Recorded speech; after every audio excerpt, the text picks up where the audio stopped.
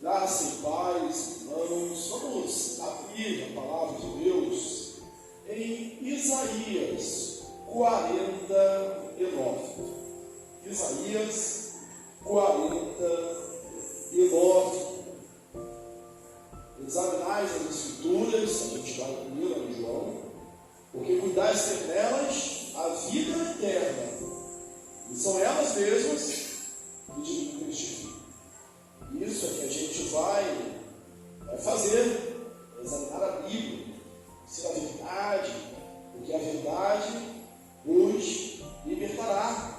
Toda a Escritura é divinamente inspirada, útil para o ensino, para a repreensão, para a correção na justiça, a fim de que o homem de Deus, o servo de Deus, seja perfeito e perfeitamente habilitado para toda boa obra. Vamos ver esse texto. Eu vou fazer diferente hoje. Nessa exposição sistemática, Isaías, a gente tem um capítulo inteiro. Hoje eu vou passar por outros tempos. Eu falei um versículo só, mas eu vou falar sobre o capítulo inteiro. Isaías 49, nós vamos ler o versículo de número 14. À medida que os irmãos encontrarem o texto da palavra de Deus, eu peço que se coloque em pé. Isaías 49, 14. Diz assim: Mas Sião diz: o Senhor me desamparou, o Senhor se esqueceu de mim. Vou ler mais uma vez e depois vou pedir que os irmãos leiam a uma só voz esse mesmo texto. Mas Sião diz: o Senhor me desamparou, o Senhor se esqueceu de mim. Amém? Todos juntos então? Mas Sião diz: o Senhor me desamparou, o Senhor se esqueceu de mim. Sentai-vos, irmãos. Na escola dominical nós estamos estudando sobre o sofrimento, o tema da revista, o tema trimestral, onde está Deus nessa hora. E a gente tem aprendido até aqui que Deus está presente. Os sofrimentos não são para destruição, não são punitivos, mas são remediais. Eles são, sobretudo, para glória de Deus. E hoje, ao estudarmos a lição número 12, nós vimos que Deus fez o seu próprio Filho sofrer no nosso lugar, assumindo toda a nossa culpa, todo o nosso pecado, toda a nossa dor, de uma vez por todas. E esse texto, nós lemos agora, e a lição que nós estudamos, você vai ver bastante conexão entre ambos os assuntos, vai falar sobre desamparo, tocar no desamparo. E nós temos muitas dores, muitos sofrimentos, mas sem dúvida alguma, o ser desamparado, o ser abandonado, desamparo é isso. Desamparo é aquilo ou aquele que está abandonado, desprovido de ajuda material ou moral, literalmente marcado, deixado de lado, desprovido, despercebido de tudo, deixado de lado. E isso é uma coisa realmente muito ruim, porque quando a gente sofre algum dano, seja uma perda profissional, um desemprego, uma redução do salário, a gente se abala, a gente se abate.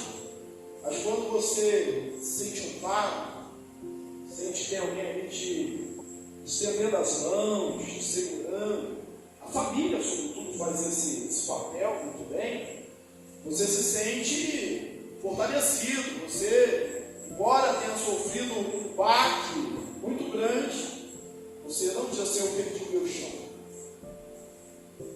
Você encontra ou recebe o diagnóstico de uma enfermidade, aí você encontra amparo na sua família, aqueles que te amam.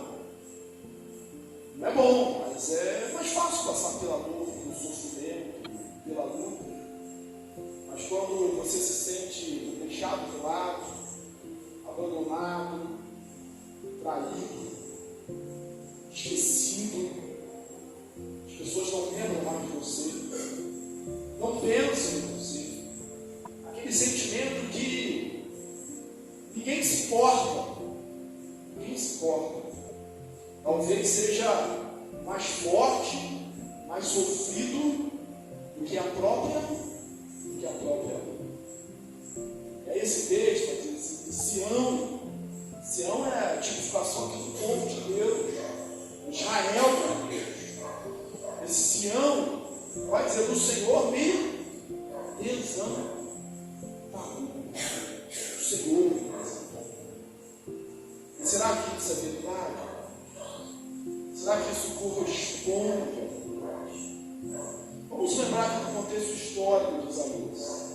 Isaías profetiza durante cerca de 4 décadas, mais de 40 anos, período de reis Uzias, Jotão, Acais e Ezequias. Ele vive um momento de tensão. Sua profecia ela se dá antes do exílio assírio, quando Israel estava tentando fazer aliança com outros povos, com o Egito, com a Babilônia, e ele insistiu: olha, nós temos que confiar no Senhor, nosso socorro está no Senhor, nosso livramento vem nem do braço da carne, vem de Deus. O Senhor é que guerreia as nossas guerras. O cavalo se prepara para a batalha, mas a vitória vem do Senhor. E era esse esforço de Isaías, e para que o povo se arrependesse. Uma forma de dizer: olha, o nosso problema, a ameaça que a gente sofre, não vem dos assírios, não vem dos babilônios, não é do Nabucodonosor. Quem são esses? A gente toma um texto aqui, você deve estar lembrado, e fala assim: olha, são undição, algo que se nega. Quer dizer, esses reis que você acha que são poderosos, é apenas uma fumacinha diante de Deus. O problema, o povo de Deus, nunca foi o faraó do Egito, nunca foi Nabucodonosor, nunca foi os imperadores da Síria, nunca foi Roma, nunca foi Nero, não é os poderes que se levantam atualmente, não é o anticristo, não é a besta como muita gente tem medo. É nós estarmos ou não em comunhão com Deus. Se a gente estiver marcado, selado, com o sangue do cordeiro, a gente não tem possibilidade de ser marcado com o da besta. O da besta é para aqueles que não estão marcados com o sangue do cordeiro. Nosso problema está em comunhão com Deus. O problema do povo de Deus é o afastamento de Deus. Isaías, o texto de Isaías vai dizer no capítulo, que olha, as minhas mãos não estão coimas, os ouvidos não estão surdos, mas as vossas iniquidades fazem separação entre vós e o vosso Deus. Mas ele profetiza também à frente, 150 anos à frente dele, no cativeiro assim, no cativeiro babilônico, o reino de Judá é levado em 586 ao cativeiro. E profetiza também o retorno desses exilados.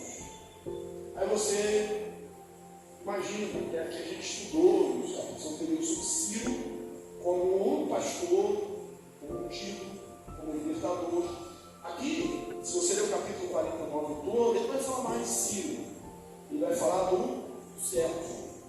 É um texto que fala muito claramente de Jesus, um texto que fala do nascimento de Jesus. Mas lembrando desse contexto histórico, Israel na Babilônia, deportado, tirado da sua terra, vencido, com todas as humilhações, os opróbrios, a vergonha que vem sobre um povo vencido, cativo, uma terra estranha, sem chão, ele se sente desamparado. E chega a dizer: o Senhor me desamparou. Mas não foi só Israel que disse. Se você abrir a sua Bíblia, Salmo 22, versículo 1, você vai ler: Deus meu, Senhor, por que me desamparaste? O Senhor me desamparou. Por que o Senhor me desamparou? Porque zombam de mim os seus inimigos. É um salmo de Davi. E você deve ter logo pensado, quando eu citei o Salmo 22, nas palavras de Jesus, do filho de Davi. Porque, em última análise, esta profecia se cumpre em Jesus. Quando, dentre aquelas 7 palavras da cruz, ele diz, ali na hora 9, interessante que o texto lá de Mateus, no capítulo 27, versículo 46, vai dizer que da hora 6 até a hora 9, ou seja, do meio-dia, até as 3 horas da tarde, houve trevas.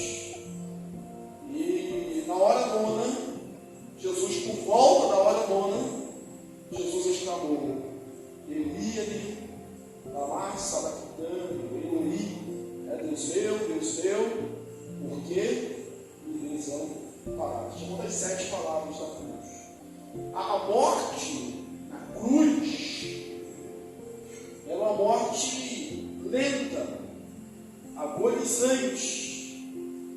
A tentativa de, se pode falar isso, humanizar a pena de morte, no decorrer dos séculos, é fazer a morte mais rápida e o menos indolor possível. Diz que a tentativa de minimizar, ou humanizar a questão da morte, se é que isso é possível, dar a pena de morte. Mas a morte de cruz era o contrário. Ela era para agonizar. Era demorada. As pessoas demoravam dia ou mais dias para morrer. E era um castigo, era uma coisa horrível, não só para quem estava pendurado ali no madeiro, mas para quem estava assistindo. Porque dali haviam gritos, grunhidos, angustiantes, haviam palavras de maldição, de desespero. Por isso que a gente diz que a maior cátedra de Jesus, o maior púlpito de Jesus, antigamente eram todos de madeira, hoje tem uma nossa de madeira, isso é mais moderno, de mármore, mas antigamente era tudo de madeira. O maior púlpito de Jesus foi o madeiro ali da cruz, porque dali angustiado ele não proferiu nenhuma palavra de maldição, ele só proferiu palavra de bênçãos. Inclusive, Pai, perdoa-lhes, porque não sabem o que fazem. E ele mostrou toda a sua humanidade, nós vamos falar das 7 palavras. E ele diz: Deus meu, por que me desamparaste? É interessante que essa é a primeira vez, talvez a única, que Jesus nos evangelhos não chama Deus de Pai. Talvez a única vez que ele chama Deus de Deus. Deus meu, por que me desamparaste? Porque ali, todo o pecado no ser humano, todo o nosso pecado que nós cometemos, que nós vamos cometer, todos foram colocados sobre Jesus. E ele sentiu ali a maior dor, na carne era forte, era insuportável.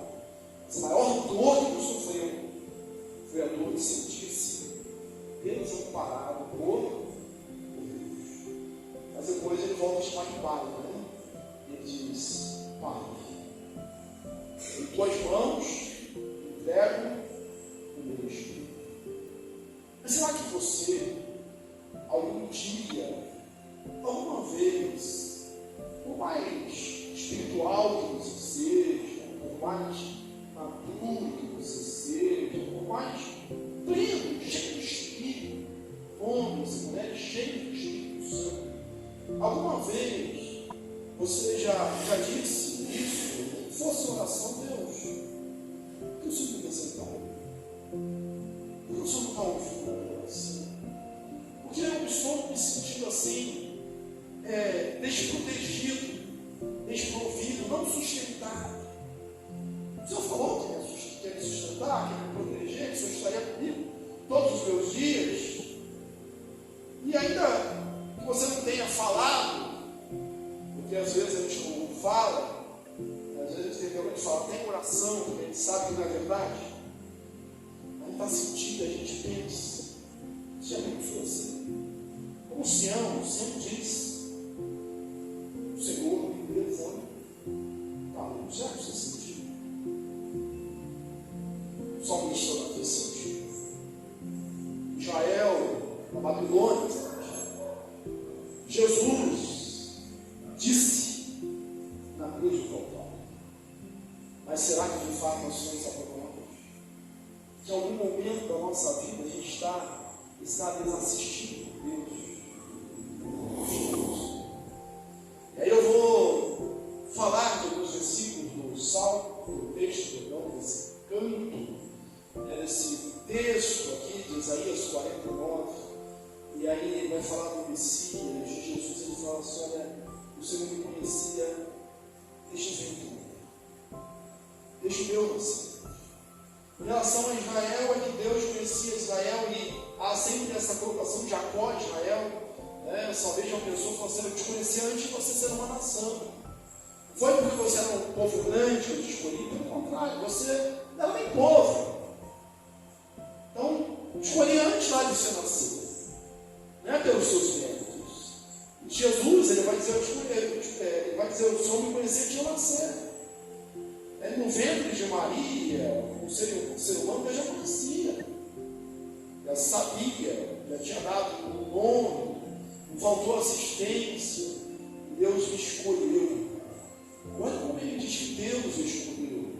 Embora não seja referente ao Messias, a gente pode pensar nisso para nós também, como servo de Deus, pregador do Evangelho. Deus colocou a minha boca como uma espada afiada.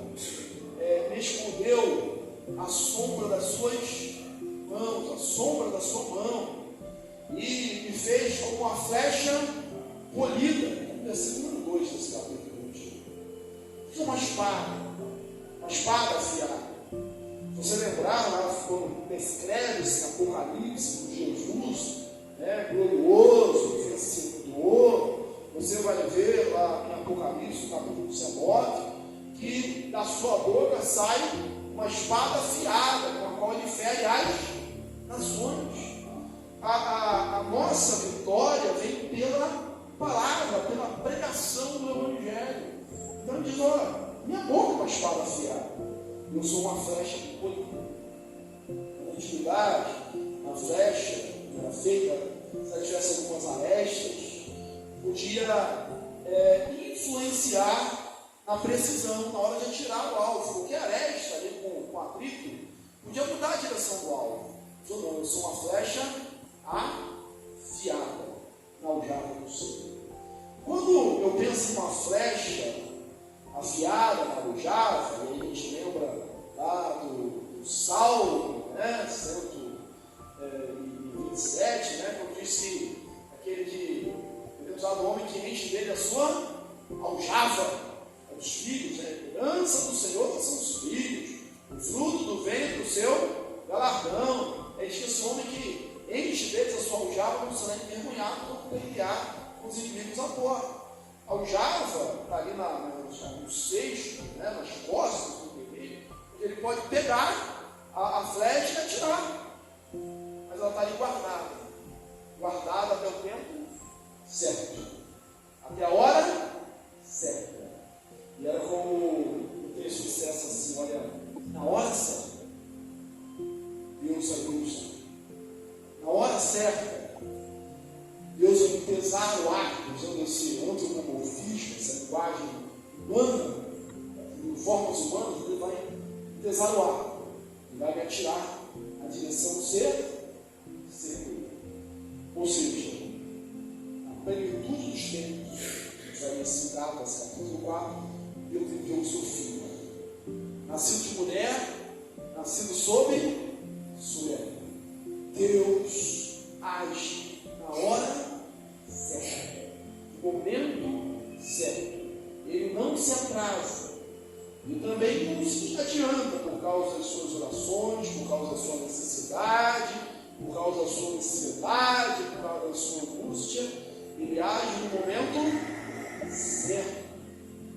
E às vezes, como criança, a gente tem umas ansiedades, e a gente acha que a maior preocupação, é a maior necessidade do mundo. Mas Deus, o Pai, Ele pode olhar de uma maneira diferente. Por isso que Ele não age conforme a minha vontade. E nós somos ensinados por Jesus a orar assim: não seja a minha vontade, mas a tua vontade. Faça a tua vontade, assim na terra como no céu. Não sei quando saiu o celular, a ansiedade da Raquel, ansiosa, estava lá para cá, procurava nos bancos, via ali uma porção de vezes na sacola dela, estava curiosa, ela estava procurando um estojinho. Né? Eu nem lembro que estojinho é esse. Estava procurando um estojinho. Para ela, a coisa mais importante do mundo é achar esse estojinho. Né? E a gente sabe que não é uma coisa tão importante assim. Só que a gente é assim como adultos, né? Como filhos de Deus, a gente tem uma coisa, né? Um problema que para a gente é a coisa mais necessária do mundo. Talvez nós mesmos, passado alguns tempos, depois olhando para trás, assim, não era para tanto também, né? Não era para tanto. Aí Deus manda que a gente fique ansioso com coisa alguma. Está desamparado? Na hora certa, na plenitude dos tempos, Deus controla a história. Ele manda Jesus para Jesus libertar, remir, resgatar do seu povo do pecado, tirar a sua flecha. Já que eu falei do Salmo, que os filhos são como flecha alojada, é bom, é só um parênteses para nós somos pais. Eles são guardados apenas por um tempo. Uma hora que vão ser atirados, não serão mais nossos.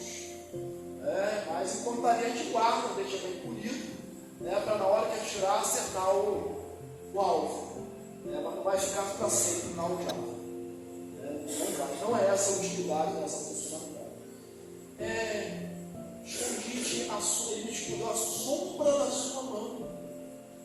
Sendo como eu fiz mais uma vez, a forma de proteção é a sombra. Salmo 91. Quem não conhece o Salmo 91? Aquele que habita no esconderijo do Altíssimo, descansa à sombra do Onipotente. Veja como sombra sua mão. Na antiguidade, o texto de Deuteronômio 6 parece que aponta também para isso, quando fala para ensinar o nosso filho. Atas, essa palavra, usa o das suas portas. Escreve na sua mão. Como se escrevesse o nome de Deus, a palavra de Deus na mão, para ninguém, para que você não esquecesse. Está ali gravado na sua mão. E aí ele está fazendo esse paralelo, dizendo: olha, eu estou escrito nas mãos de Deus. Eu estou escrito nas mãos de Deus. Não é verdade que você está desamparado? É verdade que você está abandonado? E pense bem, atente bem. Não foi um jeitinho que Deus deu. Não foi que Deus olhou lá do céu para a sua angústia assim, e disse assim: olha, agora a situação está triste, caótica demais, já passou do limite, eu vou enviar o libertador. Não, Deus tinha já profetizado. Deus, o profeta Isaías já tinha profetizado. Deus já sabia até o nome de Ciro, antes mesmo Ciro nascer, antes mesmo da Pérsia ser a potência que era. Veio o livramento onde eles não esperavam, cerca de 150 anos antes. Eu já sabia antes. Então não foi improviso. Deus mandou Jesus porque viu que a situação do mundo estava muito difícil. E ele teve que fazer uma intervenção. Não. O sangue de Jesus é conhecido antes da fundação do mundo, manifesto nos últimos tempos, por amor de nós.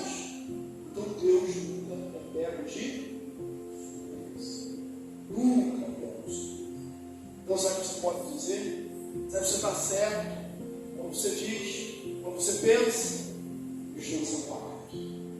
Deus me desamparou. Eu estou sendo assistido por Deus. Eu estou abandonado por Deus. Não.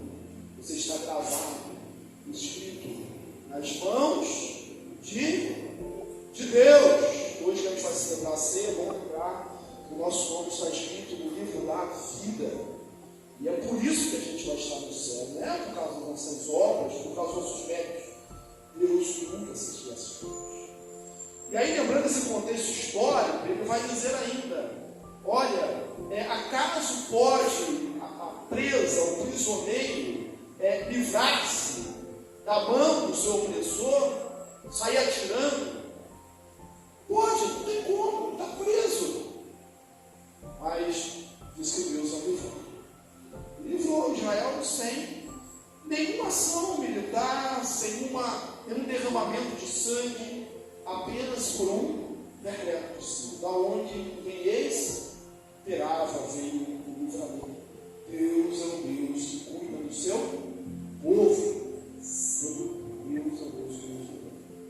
Aí o texto vai falar ainda que reis, príncipes, vão ser os seus servos.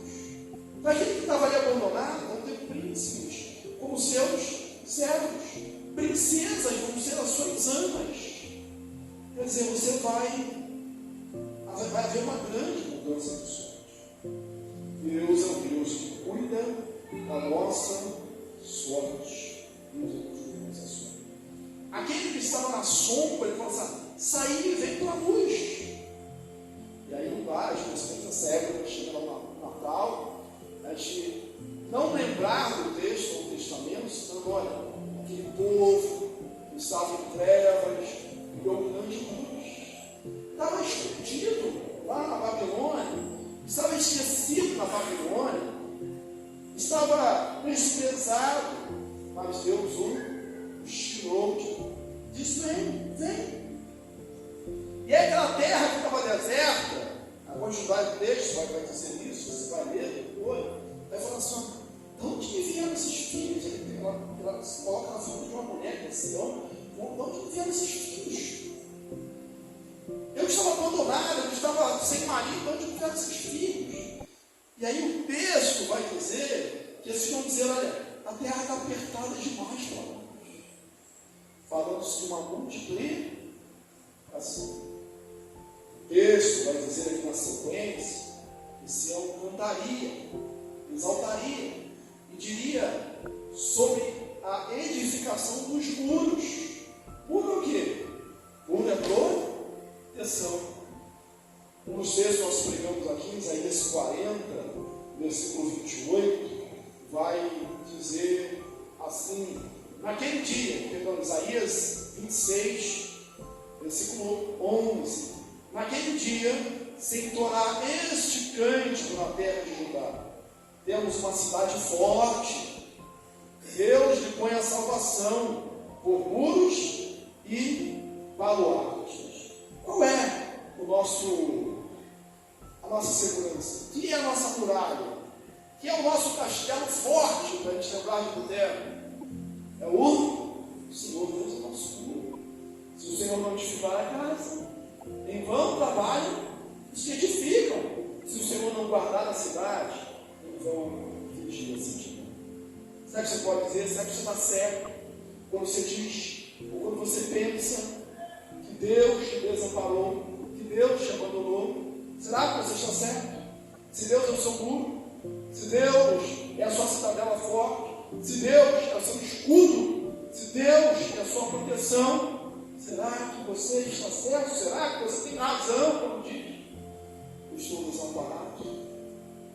Isaías 40, 27 vai nos dizer assim: porque pois dizes, ó Jacó, e falas, ó Israel, olha a figura de desamparo, de desalento. O meu caminho está encoberto perante o Senhor. O meu direito passa despercebido ao meu Deus. Será que o caminho está encoberto, Deus? Será que o direito dele passava despercebido por Deus? Não, Deus está revelando o tempo que sei os caminhos que tenho para você. Eu que sei os pensamentos que tenho para você. E esse texto de Isaías aqui, 26, a continuidade do que fazer. Não sabeis que eu sou o Senhor, que faço forte o cansado e multiplico a força do que não tem nenhum vigor. Você não está desamparado, você não está desalentado. Deus é a sua proteção. Deus vai pelejar por você. Você não está esquecido. Você deve estar lembrado de Ato 12, o escritor. Eu cito aqui, uma vez eu citei aqui um livro dele, estudamos uma abertura da escola dominical, 5 fotos para se ter poder espiritual. Eu vou citá-los novamente por causa de um voto, o terceiro voto. O primeiro voto é: trate seriamente o pecado. O segundo: não tenha nada para chamar de seu.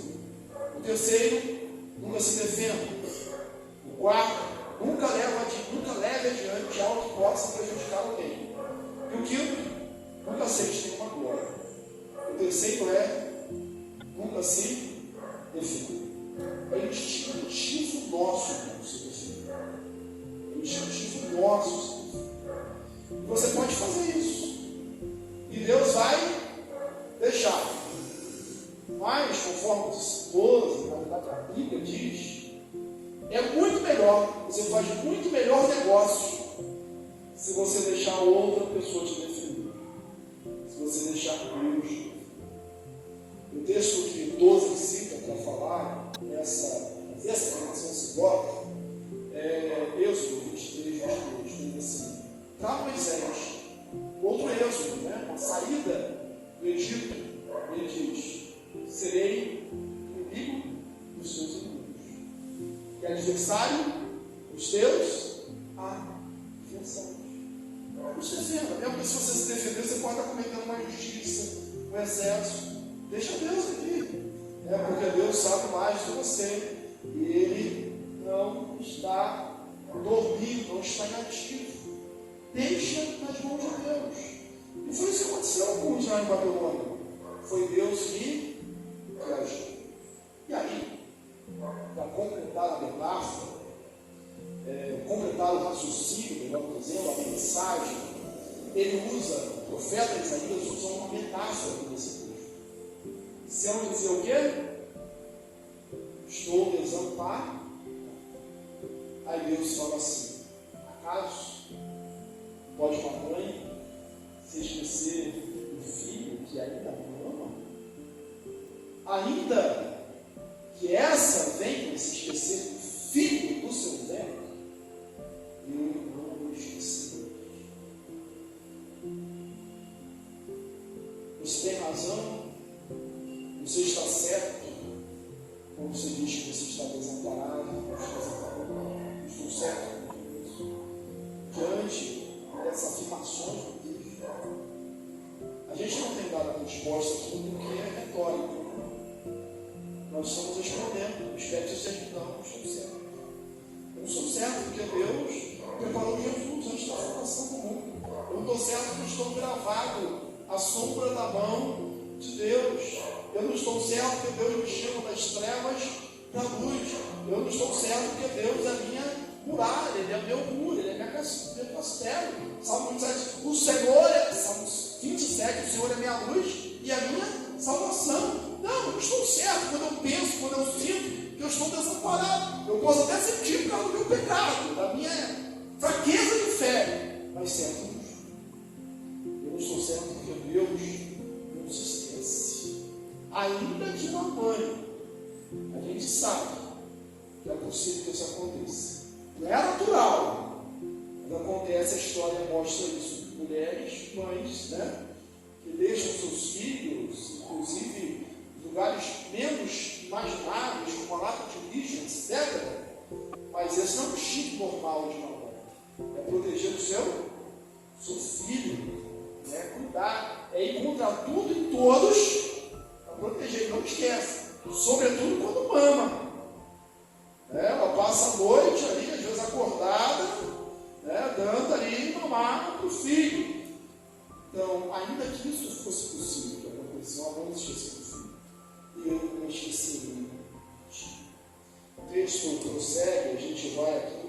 conclusão dele.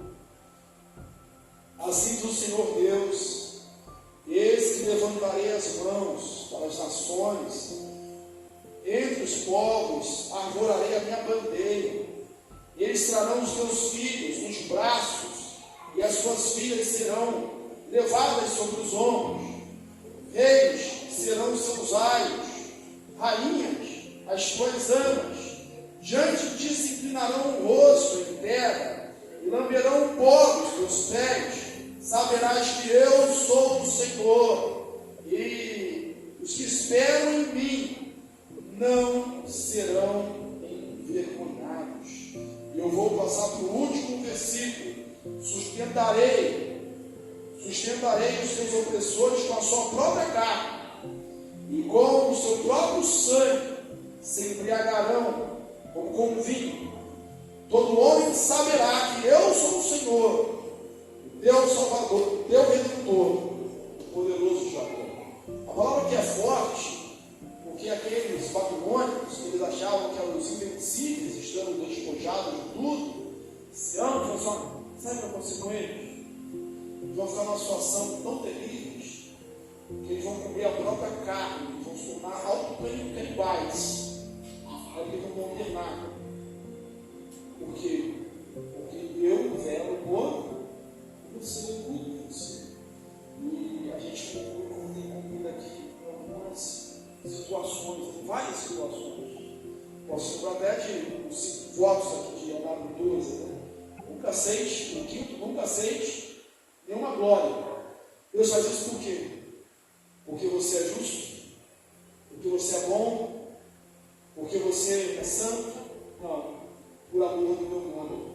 Para que saiba que eu, poderoso, Deus de Jacó, faço todas essas coisas. Texto de Isaías 49, 14. Isso básico da nossa mensagem. Sião dizia: o Senhor me desamparou, o Senhor se esqueceu de mim. Diante do texto que nós lemos, diante da Bíblia, no contexto geral das Escrituras, nós só podemos dizer: somos falhamos.